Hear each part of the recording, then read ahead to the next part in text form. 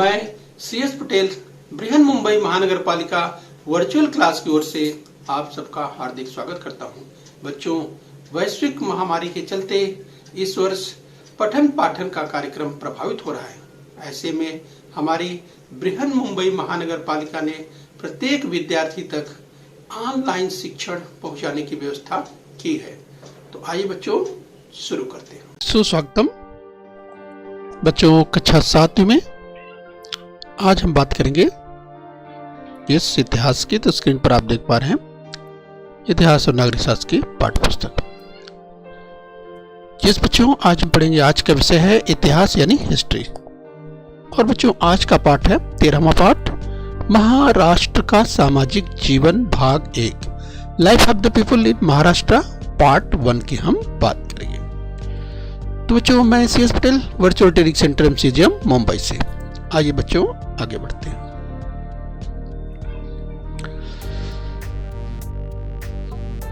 तो बच्चों छत्रपति शिवाजी महाराज द्वारा स्थापित हिंदवी स्वराज्य प्रजा का राज्य था। तो बच्चों हम बात करें छत्रपति शिवाजी महाराज के राज्य हिंदवी स्वराज्य की बात कर रहे हैं। तो बच्चों प्रजा का कल्याण हो, लोगों पर अत्याचार न हो, महाराष्ट्र धर्म की रक्षा हो, यह शिवाजी महाराज का उदात्त उद्देश्य था। शिवाजी महाराज के बाद वाले कालखंड में भी मराठी राज्य का भारत भर में विस्तार हुआ। मराठी सत्ता लगभग 150 वर्षों तक बनी रही। तो बच्चों पिछले पाठों में हमने मराठी राज्य प्रशासन की जानकारी का अध्ययन किया है। बच्चों इस पाठ में हम तत्कालीन सामाजिक परिस्थिति और जनजीवन के बारे में जानकारी प्राप्त करेंगे। इस पाठ में हम जानकारी प्राप्त करेंगे तत्कालीन सामाजिक परिस्थिति और जनजीवन के बारे में जानेंगे। तो चलिए बच्चों आगे बढ़ते हैं। सामाजिक परिस्थिति यानी सोशल कंडीशंस की हम बात करेंगे। तो बच्चों खेती और खेती पर आधारित उद्योग गांव के स्तर पर उत्पादन के प्रमुख साधन थे। तो बच्चों बायो स्क्रीन पर आप देख पा रहे हैं, हम बात कर रहे हैं सामाजिक परिस्थिति की, सोशल कंडीशंस की बात कर रहे हैं। तो बच्चों खेती और खेती पर आधारित उद्योग गांव के स्तर पर उत्पादन के प्रमुख साधन थे, ये हमें ध्यान रखना है। और बच्चों गांव के पाटिल पर गांव की रक्षा का, तो कुलकर्णी पर राजस्व की देखभाल करने का दायित्व था। तो बच्चों यहाँ पर हम आपको पॉइंटर की मदद से बताएं, ध्यान दीजिए। जब हम बात कर रहे हैं कि गांव के पाटिल पर गांव की रक्षा का दायित्व, तो गांव के जो कुलकर्णी होते थे, नियुक्त किए जाते थे, ये बच्चों उन पर राजस्व की देखभाल करने का दायित्व था। बच्चों पाटिल के कार्य करने के लिए पाटिल को जागीर के रूप में जमीन दी जाती थी। इस कार्य के लिए उसे राजस्व का कुछ हिस्सा मिलता था। बच्चों प्रजा पवन यानी व्यवसायिकों को गांव के लोगों के लिए किए गए उनके काम का पारिश्रमिक वस्तुओं के रूप में मिलता था। तो आइए बच्चों हम आगे समझने का प्रयास करते हैं। जिस तत्कालीन सामाजिक परिस्थिति की बात कर रहे हैं, सोशल कंडीशंस की बात कर रहे हैं। तो बच्चों देहात में चलने वाले व्यवसायों के 2 प्रमुख वर्ग थे, एक काला और दूसरा सफेद। काले में काम करने वाले किसान कहलाते और सफेद में काम करने वाले सफेद पेशा। तो बच्चों गांव और देहात के सभी कार्य व्यवहार पारस्परिक सूझबूझ के आधार पर चलते थे। संयुक्त परिवार को अधिक महत्व प्राप्त था। तो यहाँ बच्चों ध्यान रखना है, संयुक्त परिवार की बात हुई, संयुक्त परिवार को अधिक महत्व, यह हमें ध्यान रखना है कि गांव देहात के सभी कार्य व्यवहार पारस्परिक सूझबूझ के आधार पर चलते थे। संयुक्त परिवार को अधिक महत्व प्राप्त था। तो बच्चों क्या आप जानते हैं, डू यू नो कि अगर बात करें तो गांव में लोहार, बढ़ई, कुंभार, सुनार आदि 12 बलूतेदार प्रजा पवन होते थे। ये बलूतेदार गांव के लोगों के काम करते थे। तो चलिए बच्चों यहाँ आपको ध्यान रखना है। तो यहाँ पर स्क्रीन पर आप देख सकते हैं, अगर लोहार की बात करें, बढ़ई की बात करें, कुंभार की बात करें, सुनार की बात करें, इस बच्चों इस तरह से ये 12 बलूतेदार, जिसे प्रजापवन कहते हैं, ये बलूतेदार गांव के लोगों के काम करते थे। आइए बच्चों, इस क्रम में हम और आगे बढ़ते हैं। तो बच्चों, हम रीति रिवाज की बात करेंगे, यानी कस्टम्स एंड ट्रेडिशंस की बात करेंगे। तो इस कालखंड में बाल विवाह प्रचलित पद्धति थी। जिस बच्चों बाल विवाह की बात करें तो जिसे चाइल्ड मैरिज की बात कहते हैं, तो बाल विवाह पद्धति प्रचलित थी इस कालखंड की अगर बात करें, और बहुपत्नित्व की प्रथा भी प्रचलन में थी। तो बाल विवाह की अगर बात करें बच्चों, तो देख सकते हैं कम उम्र में ही जहां पर उस कालखंड में विवाह हो जाया करता था। बहुपत्नित्व की भी प्रथा प्रचलन में थी। विधवाओं के पुनर्विवाह के उदाहरण मिलते हैं। तो विधवाओं के भी पुनर्विवाह के उदाहरण मिलते हैं, जिस बच्चों हमें इन्हें ध्यान रखना है। और बच्चों, मानव शरीर पर अंतिम संस्कार के रूप में दाह कर्म, दफन करने और विसर्जित करने जैसी पद्धतियां प्रचलित थी। छोटी छोटी बातों अथवा युद्ध पर कूच करने हेतु शुभ समय अथवा मुहूर्त देखा जाता था। लोगों का शकुन स्वप्न पर विश्वास था।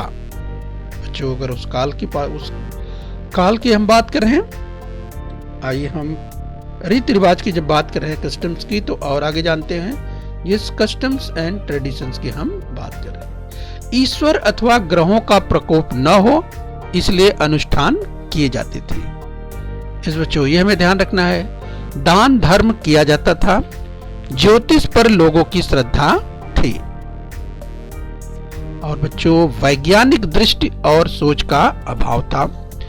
औषध उपचार की अपेक्षा, जिस बच्चों अगर हम बात करें वैज्ञानिक दृष्टिकोण का अभाव था तथा औषध उपचार की अपेक्षा इस बच्चों मानता का मतलब मनौती जिसे कहते हैं, तो इस तरह से मानता और मनौती इसको महत्व प्राप्त था। यह हमें ध्यान रखना है। तो बच्चों, हम कस्टम्स एंड ट्रेडिशंस की बात कर रहे हैं। आइए इसी क्रम में हम और आगे बढ़ेंगे। हम रहन सहन की बात करेंगे, स्टैंडर्ड ऑफ लिविंग की बात करेंगे। बहुसंख्यक लोग गांव देहात में रहते थे।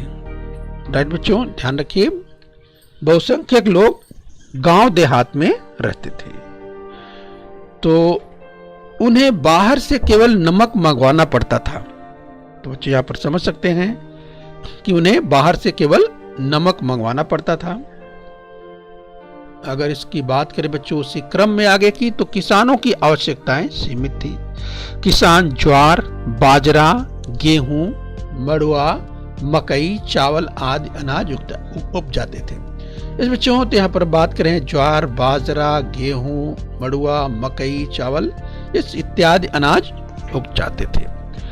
और बच्चों यहाँ पर आप देख सकते हैं जिस जो व्यवहार में चलता था वस्तु विनिमय प्रणाली चलती थी। इस यहाँ पर आप देख सकते हैं किस तरह से, जैसे बच्चों कोई मछुआरा है तो वो मछलियां पकड़ने का काम करता था, और अगर उसे अनाज की जरूरत होती थी तो जो अनाज पैदा करते थे, जो खेती करते थे, वो इस तरह से वस्तु विनिमय प्रणाली किया करता था। यहाँ भी आप देख सकते हैं वस्तु के बदले वस्तु विनिमय प्रणाली चला करती थी। तो ये हमें ध्यान रखना है। तो आइए बच्चों, हम बात कर रहे हैं इस रहन सहन की बात कर रहे हैं, स्टैंडर्ड ऑफ लिविंग की बात कर रहे हैं। आइए इसी क्रम में हम और आगे बढ़ेंगे। हम रहन सहन की और आगे बात बढ़ाएंगे स्टैंडर्ड ऑफ लिविंग की।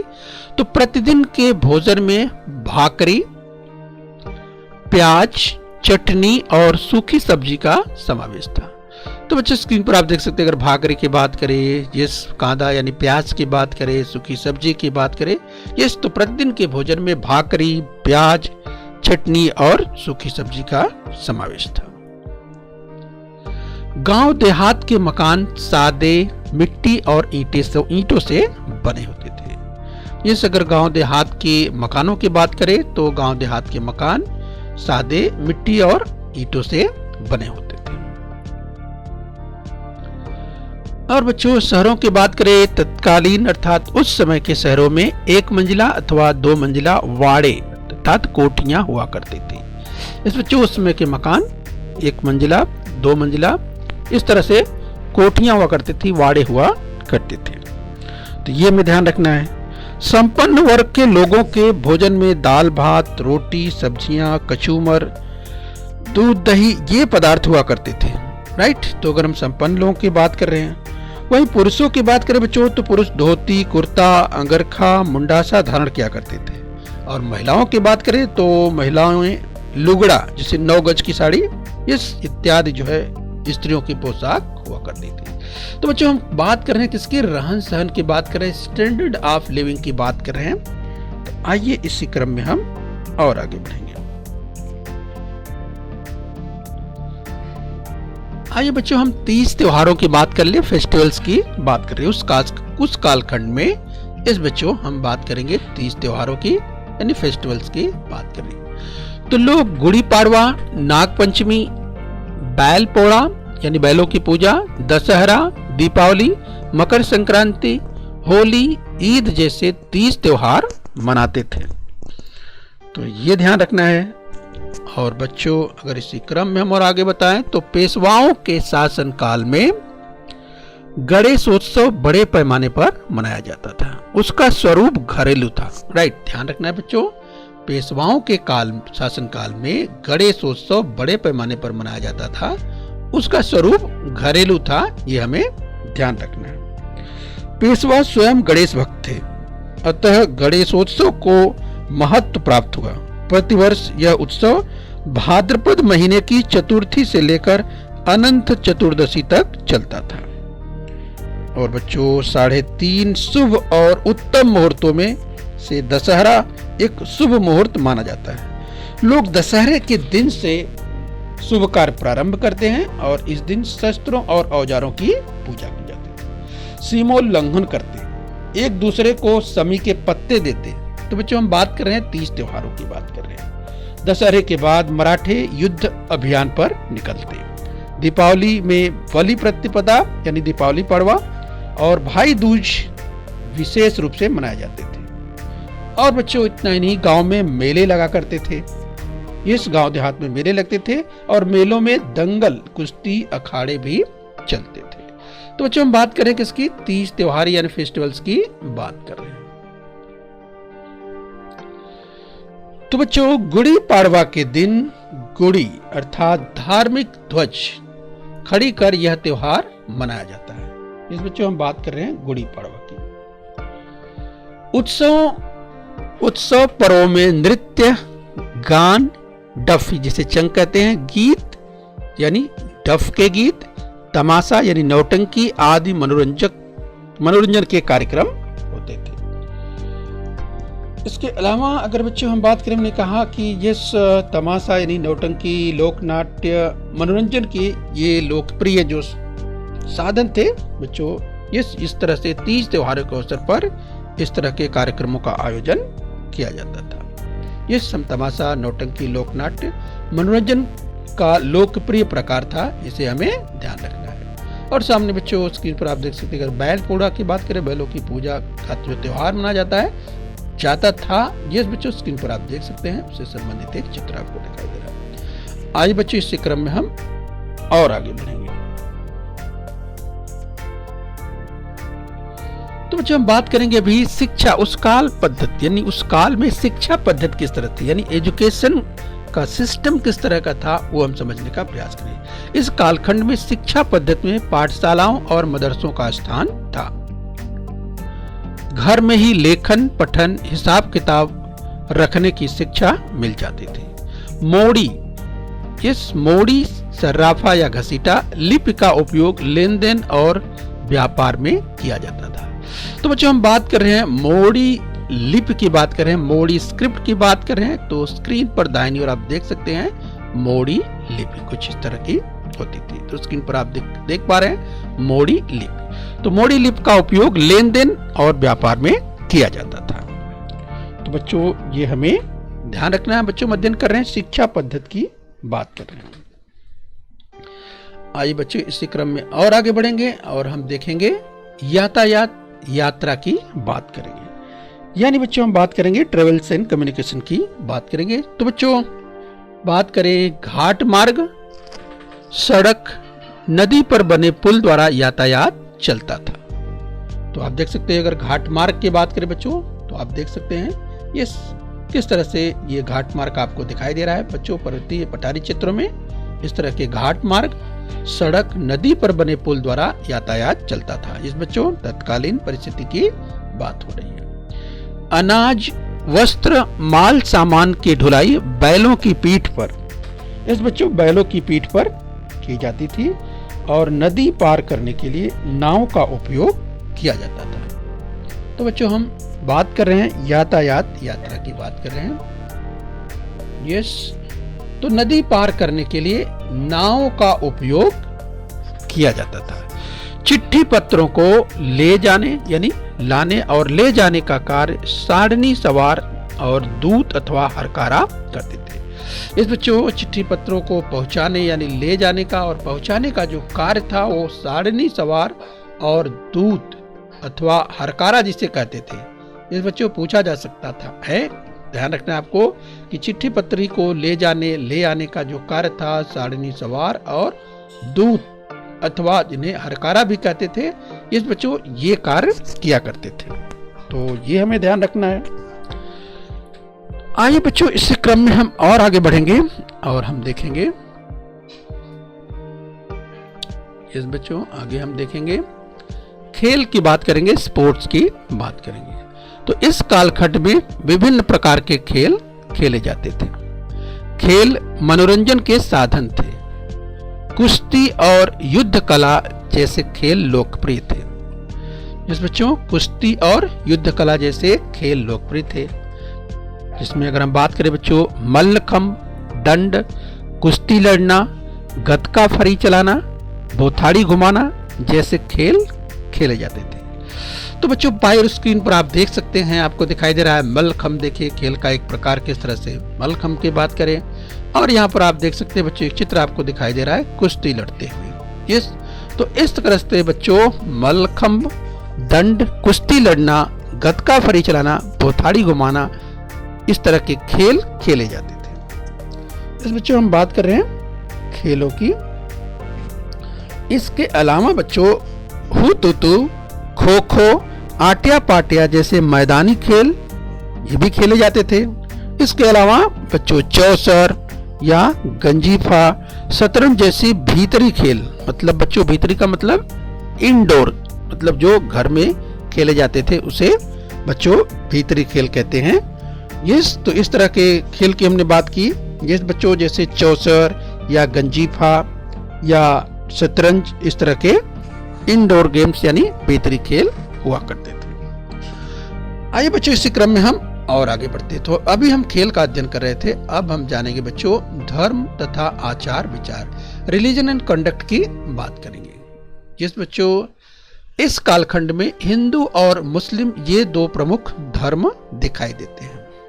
तो बच्चों हम बात कर रहे हैं यहाँ पर इस छत्रपति शिवाजी महाराज के, जिस बच्चों कालखंड की बात करें, महाराष्ट्र का सामाजिक जीवन पार्ट 1 हम अध्ययन कर रहे हैं। छत्रपति शिवाजी महाराज की धार्मिक नीति उदारवादी थी। इस बच्चों में ध्यान रखना है, छत्रपति शिवाजी महाराज की धार्मिक नीति उदारवादी थी, ये में ध्यान रखना है। और बच्चों प्रत्येक मनुष्य अपने अपने धर्म का पालन करे, अपने धर्म को दूसरों पर बला न लादे, इस प्रकार की विचारधारा उस कालखंड में प्रचलित थी। सरकार द्वारा पाठशालाओं, मंदिरों, मदरसों और मस्जिदों को आर्थिक सहायता दी जाती थी। दोनों धर्मों के अनुयायी एक दूसरे के पर्वों में, त्योहारों में सम्मिलित होते थे। वारकरी, महानुभाव, दत्त, नाथ, रामदासी पंथ प्रचलित थे। राइट, तो बच्चों हमने इन पंथों की बात की। आइए बच्चों इसी क्रम में हम बात करेंगे स्त्री जीवन की बात करेंगे, वुमेन्स लाइफ की बात करेंगे। इस कालखंड में स्त्रियों का जीवन बड़ा कष्टमय था। उनका विश्व केवल मायका और ससुराल तक सीमित था, और बच्चों उनकी शिक्षा की ओर किसी का ध्यान न था। कुछ ही स्त्रियों ने अक्षर ज्ञान, प्रशासन और युद्ध कौशलों में प्रगति की। तो ये ध्यान रखना है बच्चों, स्त्रियों की शिक्षा की ओर देखा आपने, ध्यान जो है कम था, ये आपने देखा। उनका विश्व केवल मायका और ससुराल तक सीमित था, उनकी शिक्षा की ओर किसी का ध्यान न था। कुछ ही स्त्रियों ने अक्षर ज्ञान, प्रशासन और युद्ध कौशल में प्रगति की थी। उनमें वीर माता जीजाबाई, येसुबाई, महारानी ताराबाई, उमाबाई दाभाड़े, गोपिकाबाई, पूर्ण श्लोक अहिल्याबाई का समावेश था। तो ये बच्चों हमें ध्यान रखना है। और बच्चों अगर बात करें बाल विवाह, अनमेल विवाह, विधवापन, केशवपन यानी जिसे मुंडन कहते हैं, इस सती तथा बहुपत्नित्व जैसी कुप्रथाओं में स्त्रियों का जीवन जकड़ गया था। तो संक्षेप में बच्चों हम कहें तो स्त्रियों का जीवन अत्यंत प्रतिकूल हो गया था। राइट, ये हमें ध्यान रखना है। और बच्चों स्त्री जीवन की हम बात करें, वुमेन्स लाइफ की बात कर रहे हैं। तो बच्चों इस क्रम की अगर हम बात करें तो ईस्वी सन 1630 से 1810 अर्थात पौने 200 वर्षों के कालखंड को सामान्यतः मराठी शाही कहते हैं। बच्चों इस कालखंड की कला और स्थापत्य की अगर बात कर रहे हैं तो बच्चों इसके बारे में हम विस्तार से पार्ट 2 में देखने वाले हैं। तो बच्चों पार्ट 1 में आज हमने अध्ययन किया, आज हमने महाराष्ट्र का सामाजिक जीवन भाग 1 देखा, पार्ट 1 देखा, जिसमें हमने ये सामाजिक परिस्थितियों के बारे में देखा। हमने रीति रिवाज, रहन सहन, तीज त्योहार, शिक्षा पद्धति, यातायात यात्रा, खेल के बारे में, धर्म तथा आचार विचार, और बच्चों हमने स्त्री जीवन के बारे में देखा। और बच्चों अगले पार्ट में यानी पार्ट 2 में इस कालखंड में कला और स्थापत्य को हम बच्चों पार्ट 2 में विस्तार से देखने वाले हैं। तो आइए बच्चों हम अभ्यास कर लेते हैं। अब सत्य या असत्य बताना है, यदि कथन असत्य हो तो सत्य करके लिखना। तो चलिए बच्चों पहला कथन आपके सामने स्क्रीन पर है। तो बच्चों खेती और खेती पर आधारित उद्योग गांव के स्तर पर उत्पादन के प्रमुख साधन थे। तो बच्चों क्या यह कथन सत्य है? याद कीजिए, इसकी हमने चर्चा की थी। इस बच्चों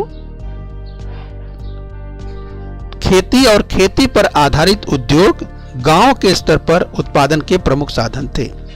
तो बच्चों क्या यह कथन सत्य है? आज आपने अध्ययन किया इसके बारे में, तो मुझे लगता है कि तमाम विद्यार्थियों को याद आ गया होगा। तो चलिए, तमाम विद्यार्थी ने उत्तर दे भी दिया होगा, तो अपना उत्तर बच्चों टैली कर लीजिए। तो ये कथन बिल्कुल सत्य है। आइए बच्चों अगला कथन देखते हैं। अगला कथन है, ध्यान से देखिए, बहुसंख्यक लोग शहरों में रहते थे।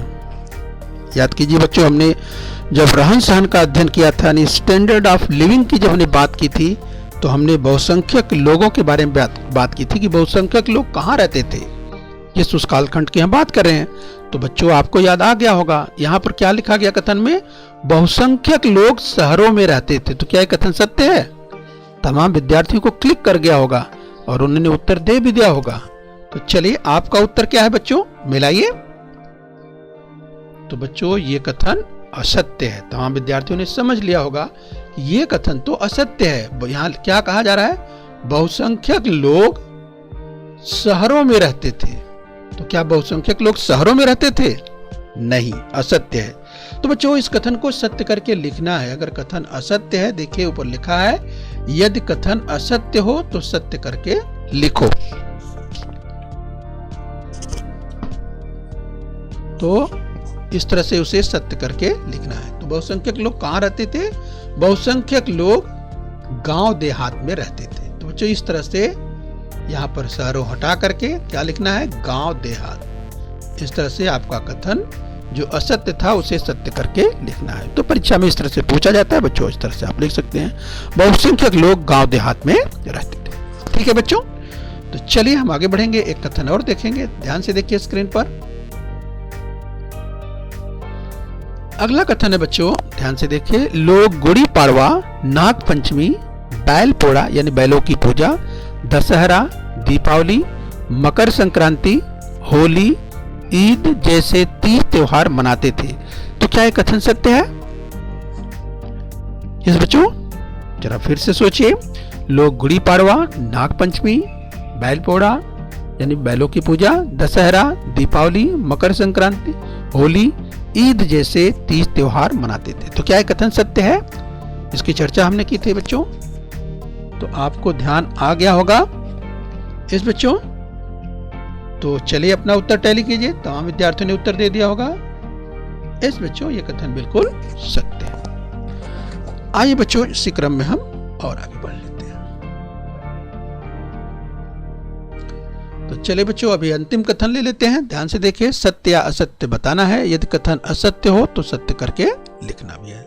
तो कथन को ध्यान से देखिए बच्चों। ईस्वी सन 1630 से 1810 अर्थात पौने 200 वर्षों तक के कालखंड को सामान्यतः मराठी शाही कहते हैं। इस बच्चों याद कीजिए, इसकी हमने चर्चा की थी। याद कीजिए, ईस्वी सन 1630 से 1810 अर्थात पौने 200 वर्षों तक के कालखंड को सामान्यतः मराठी शाही कहते हैं। तो क्या ये कथन सत्य है बच्चों? याद कीजिए, इसकी चर्चा हमने की थी।